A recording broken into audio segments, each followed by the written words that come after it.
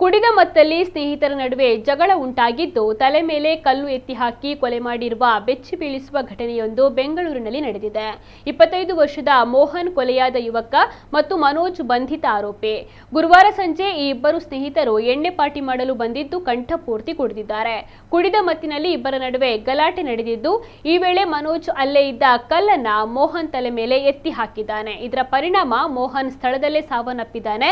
ಇನ್ನು ಈ ಬಗ್ಗೆ ಪೊಲೀಸರು ಪ್ರಕರಣವನ್ನು ದಾಖಲಿಸಿಕೊಂಡಿದ್ದಾರೆ.